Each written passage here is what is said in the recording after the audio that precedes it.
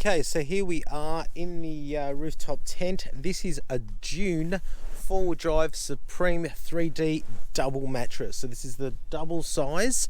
As you can see, it sits in there quite nicely. It is a little bit short, but that's fine. I'm 5'7". That's not going to be a problem for me. And I figure it is going to provide a nice bit of storage at the front there as well. Underneath I have a shade cloth. You may have seen this in one of my other videos. This is just a standard shade cloth, and it's probably about double layers. I've had this set up for a few months. I never had any problems with condensation.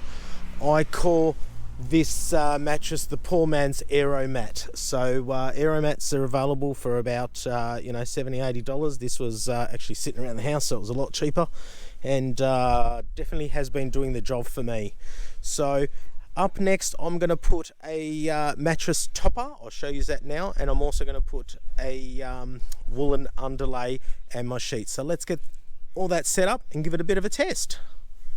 So the next layer is simply just the memory foam. This is just a cheap underlay from Kmart, so a department store here in Australia, and it was relatively cheap, and it was a queen size, so I cut it down, so you could probably get away with a double, no doubt. But I already had the queen, so that's what I used. Okay, and here we are with the next stage. This is actually the woolen underlay that goes on top of the foam topper.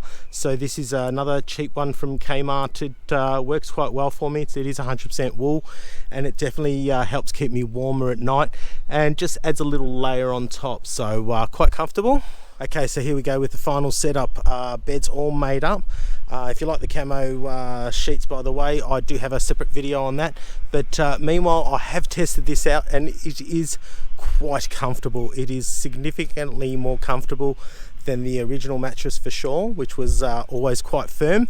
For me, with the underlay and the woolen underlay and the mattress topper, it was actually not too bad, but for extended periods it probably was a bit too much. So I really like the fact that this is going to be a lot more comfortable.